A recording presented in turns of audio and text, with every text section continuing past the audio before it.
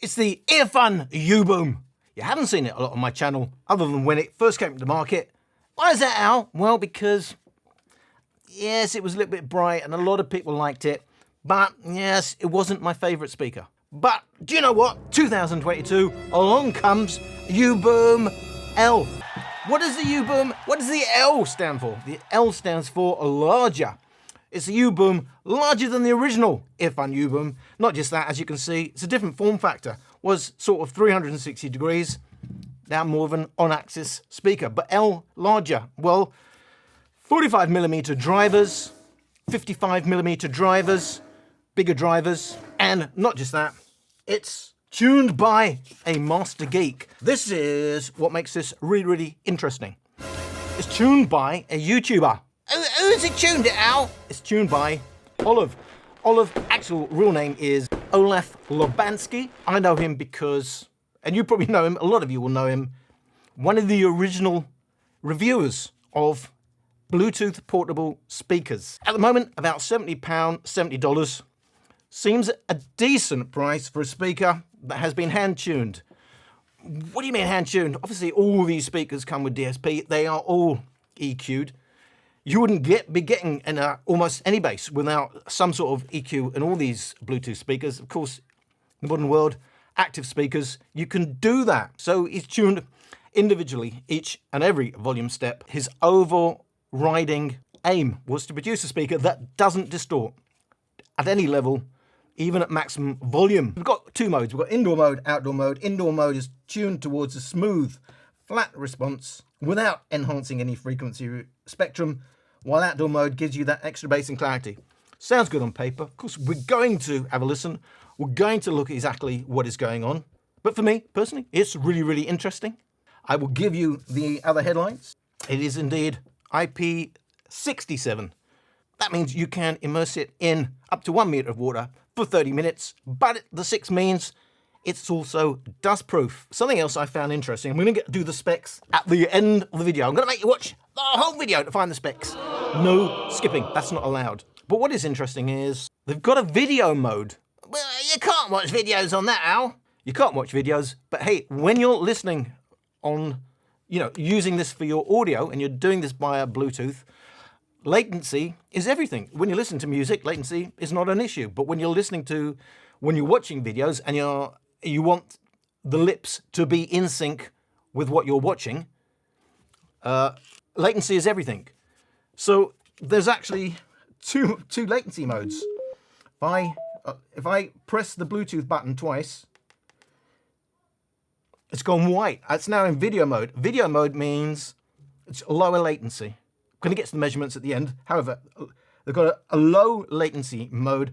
The trade-off is you can't use it in TWS. You can pair two of these in stereo, but you can't if you're using video mode. And also, the Bluetooth itself is the distance that it will work nicely over will be reduced. Olaf has tuned it. That means it's embedded into firmware. That means firmware is everything. So when Olaf first tuned it, he tuned it to the bunch of speakers that he got. And then he got a new bunch and he said, well, the speakers, the variation is quite a lot. It's quite big enough to change how it sounds to his ears. He made a new firmware with a new EQ. Now, all speakers that you will buy at the moment are with the original firmware. Earfun themselves say the original firmware, taking into account both firmwares and any variation between speakers. You're going to get variations in all electronics. You pay a lot of money in high-end audio to get matched pairs. So there is variation, but Olaf, being a perfectionist, he wants every speaker to sound the same, so it sounds exactly the same with the EQ. Well, that's not going to happen. However, there are two firmwares floating around, and this is the point. Every speaker that you get now will be with the first firmware.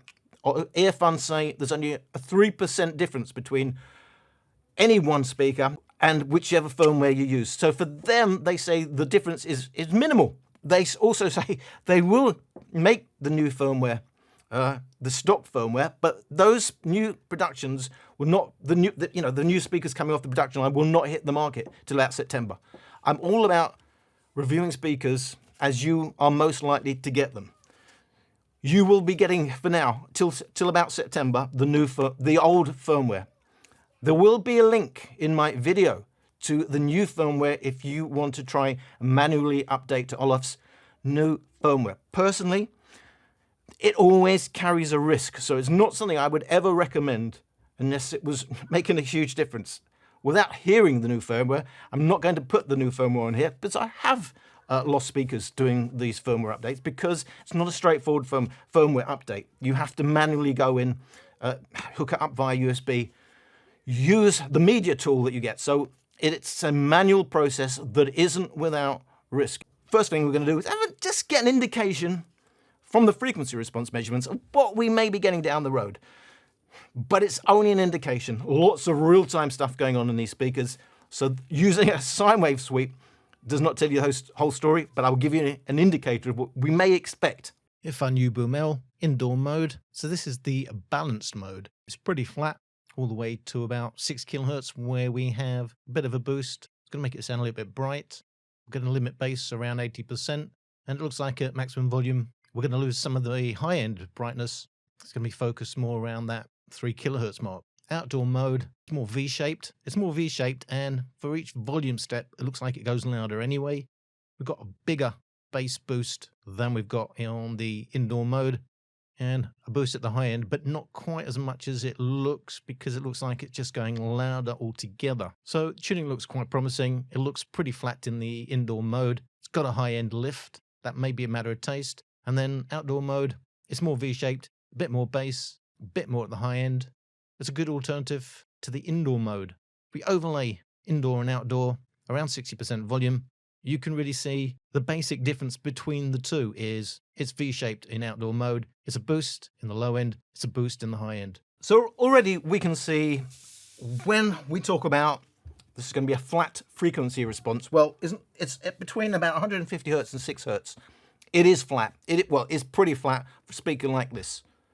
That's nice to see. However, there is a bright end, there is a big old lift at the high end. On outdoor mode, clearly it's more V-shaped, but both indoor and outdoor have a bit of a bass boost. I'm all for a bass boost, as long as it's not into overwhelming territory.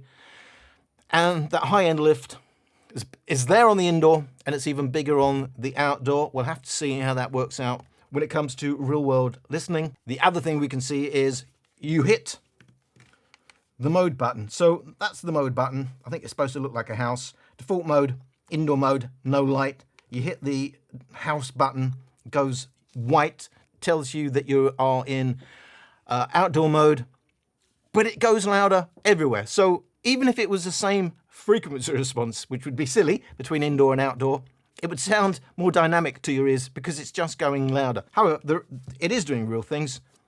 Becoming more V-shaped. There's a bigger boost in the bass, there's a bigger boost at the high end. When you normalize, you can see the difference between, the only difference between the two modes is a bit more of a lift at the high end and the low end. So let's have a listen in the real world. Both, if you didn't change the volume, and then if you did adjust the volume to match each other, indoor versus outdoor, this is at 60% volume. Oh, tell me, do you feel the same like I do? Feel like I do. Feel like I do. You think about it, you feel the same. Tell me, do you? Oh, feel like I do. Oh, wish that things were different. Time didn't go slipping. Oh, tell me, do you feel the same like I do? Feel like I do. Feel like I do. You think about it, you feel the same. Tell me, do you? Oh, feel like I do. Oh, wish that things were different. Time didn't go slipping. Oh, tell me, do you feel the same like I do? Oh, tell me, do you feel the same like I do? Feel like I do. Feel like I do. You feel the same. Tell me, do you? Oh, feel like I do. Oh, wish that things were different. Time didn't go slipping. Oh, tell me, do you feel the same like I do? Feel like I do. Feel like I do. You think about it, you feel the same. Tell me, do you? Oh, feel like I do. Oh, wish that things were different. Time didn't go slipping. Oh, tell me, do you feel the same like I do? So if you're playing indoor versus outdoor at the same volume, you're going to get the indoor mode here in the orangey color and then the outdoor in the red color. And you can see there is a volume lift all over anyway for outdoor mode. That alone is going to make it sound a little bit more dynamic to your ears. But the real difference you can see when we normalize indoor mode and then overlay without that extra volume, the real difference is a boost in the bass, a boost in the high end. It's simply more V-shaped. We already knew it was going to be more V-shaped. That's pretty obvious. Even at the same, when you get them to the same volume, I do think outdoor mode, even not outdoor, even on axis listening, it sounds more exciting. It's just at the high end push, it's a little bit too much. Olaf himself has said he's done this because he's taken into account all types of listening. So for a little bit of better dispersion meaning you're off axis, you're listening at an angle, but you still want some treble, you still want some high end, which is going to roll off as you lose on axis listening. And he's taken that into consideration so it sounds better for more listening positions. That makes a lot of sense. But however, it does mean that if you are actually listening on axis, that high end push may be a little too much. Yes, outdoor mode is for outdoors. However, I still think it's because for me, something in between indoor and outdoor would have been the perfect EQ. For my years listening, and yes, it is the old firmware, at the end of the day, this is the firmware, for now, you are going to get. Now, it's about $70, £70. We want to get a handle on how does it compare to other speakers. Of course, is it good value at that money? And I mean, is it some sort of high-end beat? Can it beat speakers that cost even more than that? Now, here's a speaker that most people have already been thinking of as the direct competition to the UBoom L. It is indeed the Motion Plus. It's interesting because it comes with tweeters, and these tweeters are on the edges, gives it really great dispersion. We know this doesn't have great bass. It's about price. So, looking today, the price wasn't that great. Today, when I checked, about 109 quid, $107. Weird that it's less in dollars. Historically, they've had great deals. It's been about 70, 80 quid. At the moment, there are no deals that I can see that you can get. So it's a little bit expensive for a speaker that was actually more of a budget option. However, $70, £70, $100, £100. If it can even match the Motion Plus, it's a good value speaker. So we're going to do the first comparisons against the Motion Plus, and we're going to do it at low volume.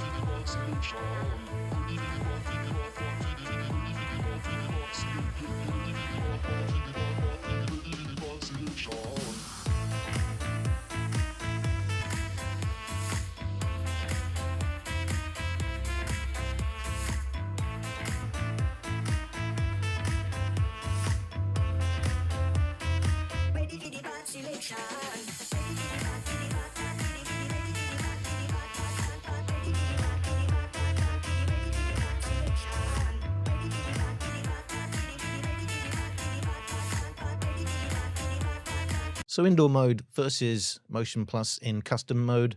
The biggest difference really is we've got more bass on the Motion Plus in this particular tuning. And then at the high end, it's brighter on the UBoom, but it follows the original track a bit more on the Motion Plus. But remember, these are low volumes, so that brighter high end on the UBoom may be exactly what you want for low volume listening. Now, comparing indoor modes, the difference between them is not huge. The main difference you're going to hear is, I would say the Motion Plus has a fuller sound, but we've got more of an obvious high-end lift. It's lifted from 6 kilohertz and above. It's more obvious on the UBoom L, and that's what you're going to hear. A bit more in clarity in terms of the high end, but a bit more in terms of fullness in the bass. Which one do you prefer? It's going to be down to taste. I wouldn't say either of them sounds bad, but it suits different ears.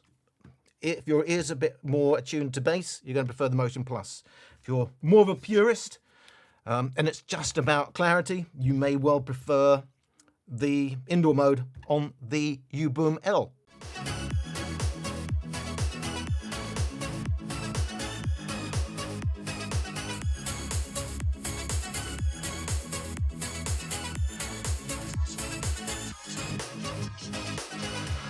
It's your touch alone that I crave, and you hide it, 'cause you're still the one I'll give myself to if you want it, 'cause it's electric, the way you touch me, and the vibration set me free. It passes through me, the way you touch me, it's the way true love should be. Finally your touch touches my skin. Finally I feel you give in. Finally you touch me again. You touch me, you touch me, you touch me again.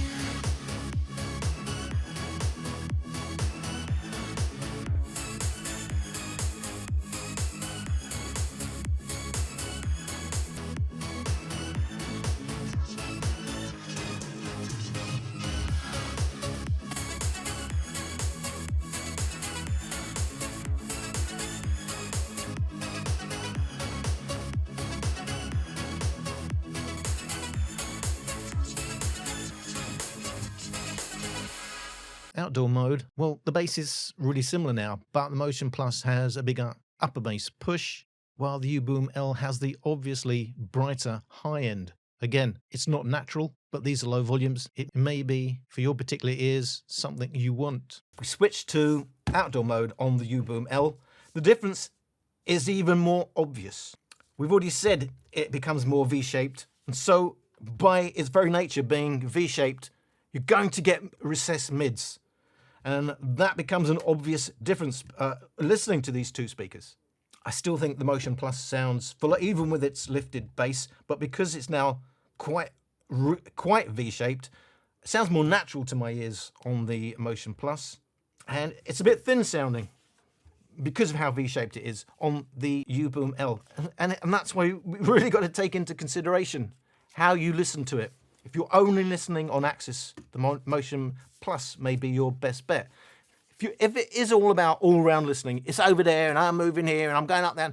If it's all about that high-end lift will work for you. It's going to sound clear no matter where you are listening from. But on Axis, it's going to be a bit overdone, that high-end lift. Let's move it up to louder volumes. We're going to go to around 65-70% volume. Comparing again, outdoor, indoor, Motion Plus. Never shot my friend, 'cause baby in the end nobody knows what to do with love. I'm singing loud, I'm all alone, staring at the phone. Lost something I never had. Hard to lose a friend, hard to understand why you went along with that. This wasn't my plan at all. I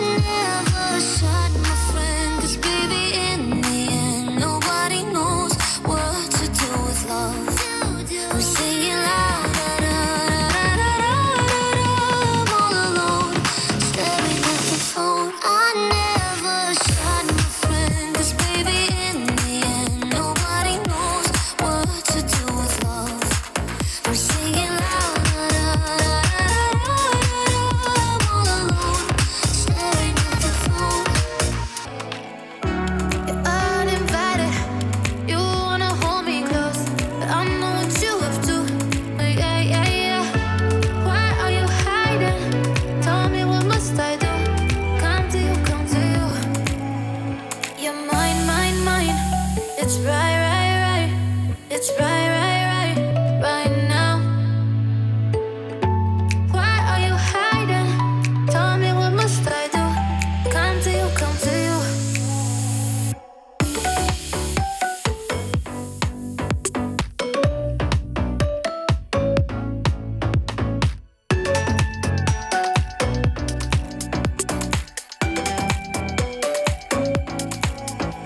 You're mine, mine, mine.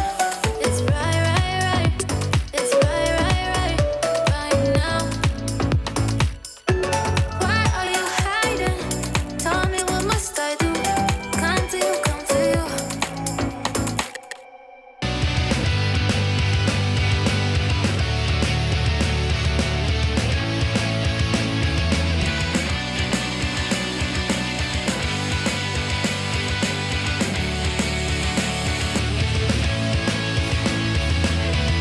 So blame the new love for the things that an old one did. The toss everyone will break your heart. Why is it so hard to say goodbye? That's the reason I haven't tried. Don't hide your heart away behind a lock and key. Don't come crawling back to me. This nightmare is swallowing me whole. This nightmare on me. This nightmare, what just takes its soul. This nightmare in me.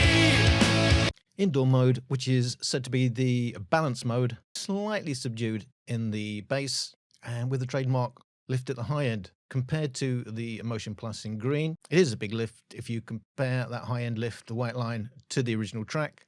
And yes, the bass on the Motion Plus is a big boost over the original track. Against indoor mode, I am preferring the fuller sound of the Motion Plus. And I also think it sounds wider and more open. That's not a shocker, is it? You know, it's almost alone for a speaker at this price and this size. Got wide tweeters. I mean, it was great when it first came along. We had nothing like it. And that does give it great dispersion. It makes it sound more open and wider. Against the indoor mode, which is slightly bass light as you got the volume steps. So at these volumes, to me, that bass is a little bit subdued in the indoor mode, and the high end lift is a little more than I would want. But I'm doing my listening on axis, and if the majority of your listening is not on axis, you may prefer the way the Earfun UBoom L is tuned. Baby, you still deny it. Now I'm getting stronger. Weakening armor. Not losing this fight, yeah, I'll be alright. Cause I'm the queen of my mind. Now I'm going harder. A name to remember. Changing inside will make me deny that I'm the queen of my mind. Now I'm getting stronger. Weakening armor. Now I'm going harder. A name to remember. That I'm the queen of my mind. That I'm the queen of my mind. That I'm the queen of my mind. That I'm the queen of my mind. Now I'm getting stronger. Getting stronger. Thicker than armor. Thicker than armor. Now I'm going harder. Going hard. Going hard. A name to remember. That I'm the queen of my mind. That I'm getting stronger. That I'm the queen of my mind. Thicker than armor. That I'm the queen of my mind. That I'm the queen. That I'm the queen. That I'm the queen of my mind. A name to remember. That I'm the queen of my mind. Outdoor mode, actually not much in it between the bass of the Motion Plus and the bass of the outdoor mode, but we can see, although rolled off, the deeper bass is an advantage to the Motion Plus, and because outdoor mode is more V-shaped, an even bigger lift at the high end. This, of course, is going to help off-axis listening, but it may be too much for on-axis. Otherwise, apart from the high end, very, very similar throughout the mids there. Switch to outdoor mode. For me, that's a more exciting and more immersive listen. The problem is I love the bass, but I don't like the high-end lift. It's outdoor mode. It's made for a more general walk-around listening. What it does do is show me the potential of the speaker. The potential to have a decent bass and a more, let's say, a smoother high-end is there. It's just not with the particular tuning on the older firmware. Maybe it's better on the new firmware. I don't know. And that's just my personal taste. For me, I prefer at these volumes the outdoor mode, but it does mean the high end is a little bit overdone. However, even having said all that, at the end of the day, it goes deeper in the bass on the Motion Plus. So let's go to maximum volume to see the ultimate headroom. Just bear in mind, tuned to have a clean sound at all volumes, and now we're going to push it to its maximum at 100% volume. I'm feeling like I hate me, dealing with the shit that keeps me awake. Things have gotten hazy. If only I could find an easy escape. It's all a mess what I've got inside. I make up my mind, but I'm terrified. Everything about it scares me. Can't get these voices out of my head. I've got monsters under my bed. I don't think I'm alright. My friends tell me that I'll be fine. I wanna run for the blood. Can't get these voices out of my head. I've got monsters under my bed. I can't stop living in a cycle. Find myself in denial again. Check my vitals. So afraid of something final I regret. I've gone insane. Can you save me now? I decide, but I don't know how. Everything about it scares me. Can't get these voices out of my head. I've got monsters under my bed. I don't think I'm alright. My friends tell me that I'll be fine, but I can't get these voices out of my head. I've got monsters under my bed. I don't think I'm alright. My friends tell me that I'll be fine. I wanna run.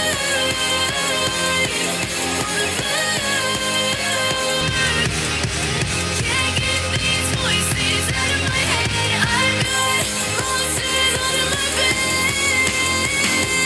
I wanna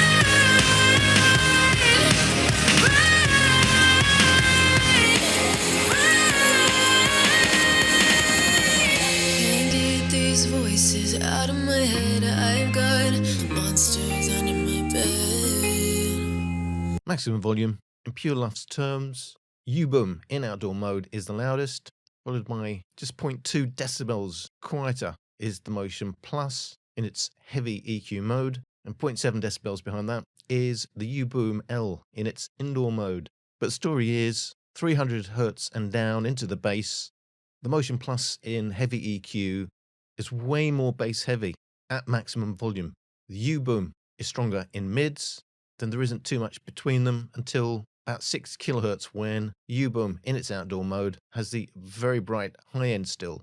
But it's this extra bass of the Motion Plus in heavy EQ mode that completely dominates, making the UBoom sound pretty thin at maximum volume, some 5 decibels louder in overall bass over the UBoom in outdoor, and over 6 decibels louder than the UBoom in its indoor mode. For me, this is the volume where there's a clear winner. I've switched to heavy mode. I know I've changed the EQ at every volume. Do you know why? Because I can't get to the firmware of the Motion Plus, and I'm trying to keep this as fair a comparison as possible. So EQ'd at every volume step by Olaf. I'm fighting with my EQ, the actual internal EQ of the Motion Plus. I think your best bet at maximum volume, switch to heavy EQ, not default EQ, but the heavy, so-called heavy EQ. And neither of these speakers are great at maximum volume. They're both a little bit painful, not least because of the high-end push on the Earfun UBoom. And technically, measurably, it goes louder in outdoor mode of the two speakers. I could go louder if I use a custom EQ, but I'm using what is best for the ears, heavy EQ at maximum volume, against the outdoor mode. It is louder, but for me, it sounds a bit tinny, sounds a bit thin. It's not a great listen. Is it clean? It's quite clean, but not a great listen. I would be listening, for me, of all the comparisons I've done between these two speakers, the only one where it's a clear winner is at maximum volume. This currently is about nearly £110 to buy. That's about £70, $70. And there isn't that much between them. In fact, this is actually smaller and has a better form factor. It's IP67. And it's a more of a knockabout travel speaker. I hope I'm not breaking it by doing that. But I should say that Earfun sent it to me. If I break it, thank God I've not lost 60 or 70 quid. It's not just about sound with these speakers, of course. It's about form factor. The Earfun UBoom L has a better travel form factor. And it's actually light. I'm saying it's like that. I've just started to put them in my hands. In actual terms, UBoom L, 650 grams. The Motion Plus, over a kilo. So that's nearly half the weight of that. And it's £70, $70. In those terms, you'd have to say that's good value. Although on this comparison, I have preferred the Motion Plus. Why is that out? Well, because my ears are more tuned to bass. If you're a purist and it's more tuned to clarity, albeit it's a bit too much of a high-end lift for me personally, you would probably prefer the Earfun. So it's not a straight, oh, that's better. And therefore, that's a good value speaker. You'd have to pay, it used to be about 70, 80 quid. Now you'd have to pay over £100, $100, I believe, which makes that really good value. So there isn't much between them. There are pluses to the Earfun. There are some pluses to the Motion Plus. For me, I'd say that was a draw, and it depends on your end scenario, how you're going to use these speakers. That is, for me, I think Earfun know where that speaker is, and they've priced it exactly right. I will try and demonstrate that to you by comparing it to two speakers. So we've got about, how much is the JBL Charge 5 now?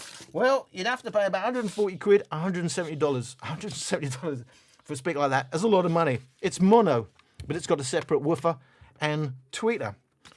If you can get anywhere near that, it's good value. So I'll start by that, and then comparing those two, and then I'm going to compare it to my £50 champion, the Anker Boost. So we're looking for that to get somewhere near the Charge 5, but to be better than the Boost. And then we'd say, well, it's really well priced. It's a decent option if you're looking for a £70, $70 speaker. So let's have a listen versus the JBL Charge 5.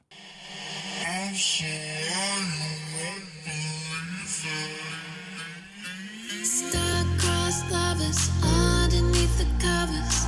We fall like dominoes. Cold, coming, laugh before another. But I'm unbreakable. Well, I can say that you've been on my mind, and I've been losing sleep. 'Cause if I did, it would be all a lie. I'm just calling to say, baby, can you keep a secret?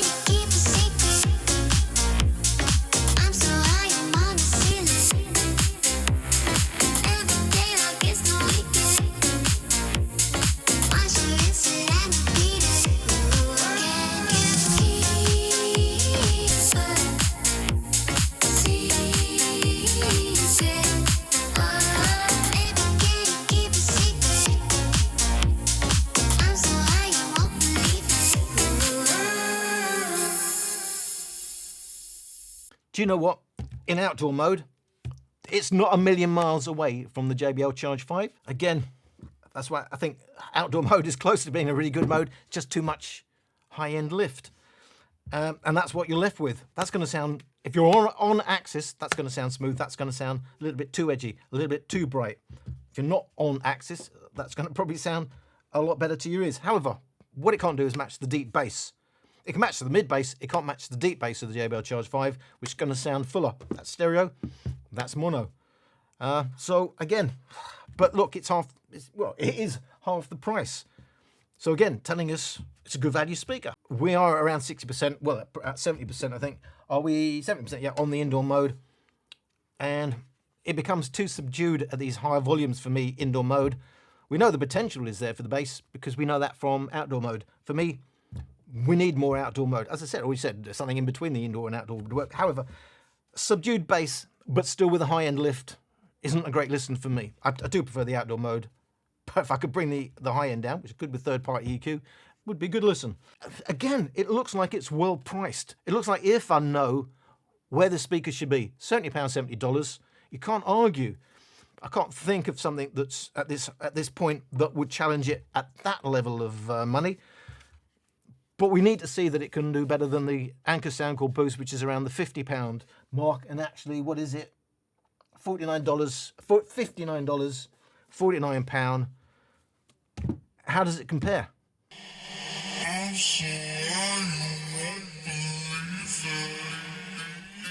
Star-crossed lovers underneath the covers. We fall like dominoes. Cool, cool, comer left me for another, but I'm unbreakable. Well, I can say that you've been on my mind, and I've been losing sleep. 'Cause if I did, it would be all a lie, all a lie. I'm just calling to say, baby, can you keep a secret? I'm so high, I'm on the ceiling. Every day like it's no weekend. Once you rinse it and repeat it. Can you keep a secret?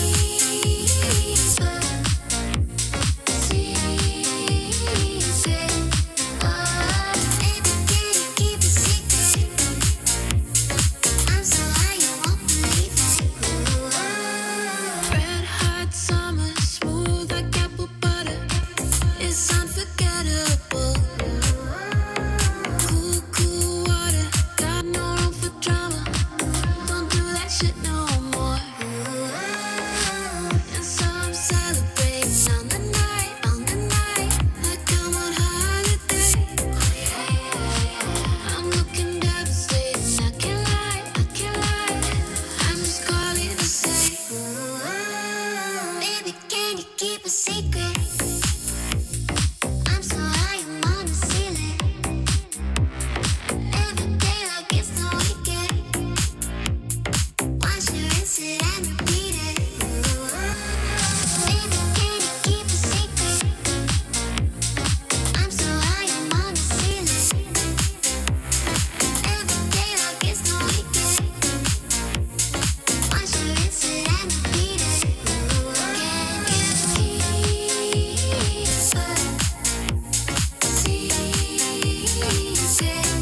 Oh, baby, can you keep a secret? I'm so high, you won't believe it. Already said, these volumes, indoor mode, the bass is a little bit too subdued. And actually, indoor mode versus the Boost, loudest matched, the Boost has a bit more bass.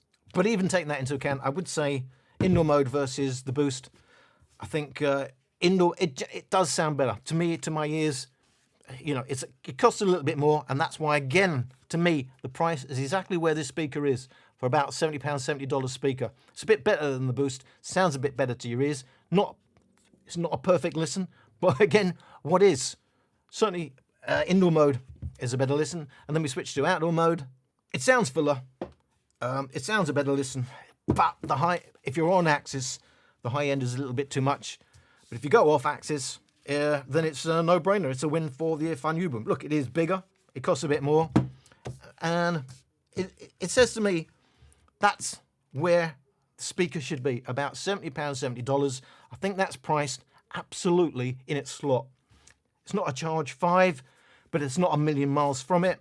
It's quite close with the Motion Plus, although for me, personally, I think the Motion Plus edges it, but you're going to have to pay a lot more currently for the Motion Plus. And it's clearly superior to the Soundcore Anker Boost, which is about a $60 speaker. You were hoping for something that is going to sound like a £200 speaker for $70. This is not it. You've got to know that this has been tuned in a particular way with a high-end lift, so you've got a bigger listening angle. If you're only listening on axis, or if your most important listening is on axis, you may find that high end a little bit too much. But it's a decent value speaker for $70. For me, Earfun know exactly what they're doing. They've priced it exactly where it sits in the Bluetooth speaker market. So all we got to do now is go over the specs of these 4 speakers, just to give you a complete overview. All together now, where are they made? They're made in China. We talked about prices. In terms of the batteries, JBL Charge 5, 27 watt hours. Soundcore Boost, obviously smaller speaker, 19 watt hours. Soundcore Motion Plus, 24 watt hours, which is not big considering how loud it goes. And then about right, 19 watt hours on the UBoom L. Now here's the thing. First of all, I should point out SBC, aptX. Obviously, aptX is a higher end codec than SBC, but at the end of the day, only what you hear matters. But I think it helps that particular speaker. This is AAC, and here's the thing. So I am not into the Apple ecosystem. All my listening is done and my testing is done on Android. You should know that AAC is quite hit and miss on Android. So it may sound better. I don't know. I haven't tested it. Maybe get your act together. Test it on Android and on iPhone. As I said, I'm not into that ecosystem. And there's only so much. Look how long this video is. There's only so much testing I can do. You should bear in mind your experience on iPhone may be different to my experience on Android. It is going to be quite hit and miss. They are all Bluetooth 5, or the Charge 5 is Bluetooth 5.1. They all do stereo pairing, but only the JBL Charge 5 will also do party mode. In other words, multiple speakers, up to over 100 in party mode. All got USB-C connections. The Soundcore Motion Plus and the Earfun UBoom, oh yes, have an auxiliary input. It's rare these days, and yet we all want one. Why are they getting rid of it? I don't know. But Earfun have not got rid of it. The UBoom L does indeed come with auxiliary input. Only the Charge 5 and the Soundcore, weirdly, the little Soundcore Boost can actually be used as a power bank. How weird is that? But yes, they can. They can all be used as a speakerphone, except for JBL, we don't give you features. No speakerphone, unbelievably hot function on the JBL Charge 5. In terms of power rating, which is not here or there, we know how loud they go. At the end of the day, Charge 5 rated 40 watts, Soundcore Boost rated 20 watts, Motion Plus rated 30 watts, and rated 28 watts on the UBoom L. It was 24 watts on the older UBoom. Also good is it charges at 5 volts, 3 amps, 15 watts, most of them about 10 watts. That will charge at 15 watts. In terms of the weight, 650 grams. The smaller Boost, 624 grams, 1,050 grams, much bigger. And indeed also, obviously, of course, the Charge 5, much bigger, 980 grams. IP67, and as I think I've already said, not only does it is it IP67, it will float. It's just that the drivers will be down. They all float indeed, and none of them float with the drivers up, but only the Charge 5 and the Earfun UBoom are also dust proof, and that's a major thing for a lot of people. In terms of those drivers, the Charge 5 has a oval, very fast racetrack driver, 52mm by 90mm, and it has a 20mm tweeter and 2 passive radiators. The Soundcore Boost, 2 44mm woofers and 2 passive radiators. the Motion Plus, two 50mm woofers, two 30mm tweeters, and two passive radiators, two 55mm woofers on the UBoom, and two passive radiators. Soundcore Boost has titanium drivers. The Motion Plus has neodymium magnets. In terms of the two speakers that have auxiliary, we was very, very excited. The Earfun UBoom has auxiliary. However, me personally, in my measurements, 260 milliseconds on the auxiliary is appalling. But that's what I got. Motion Plus, I got 25 milliseconds. We'd like 0 milliseconds, but there's a lot of processing going on these speakers, which is reasonable on the Motion Plus. In terms of Bluetooth streaming, 125 milliseconds on the Charge 5 for what they're asking. That's not very good at all. My personal cutoff point is 80 milliseconds. On the Soundcore Boost, 150 milliseconds. That's not good at all. The Motion Plus, 50 milliseconds. That's really, really good. But here's the interesting thing. So, we know there's two modes for latency over Bluetooth on the Earfun UBoom. Not using video mode, just using the standard mode, I got 400 milliseconds. I mean, that's the worst I've ever tested, 400 milliseconds. However, switching to the video mode, and just a reminder, you just got to press the Bluetooth button twice to get into video mode. 66 milliseconds. That's really, really good.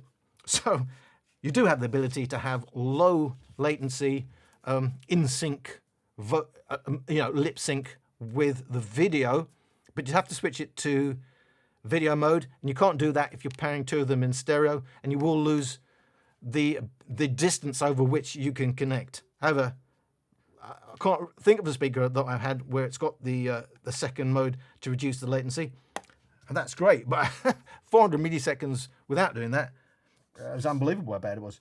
The apps, no. So there's an Earfun app apparently coming down the road. Of course, you can see I've got +1 in the bass for the JBL Charge 5 because we have a 3-band slider EQ in the app for JBL. Soundcore almost out on their own in having a really, really usable, makes a real world difference, graphic equalizer in the app.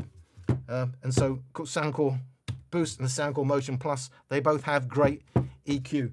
At £70, $70, that is exactly where this speaker sits. It's got a lot going for it.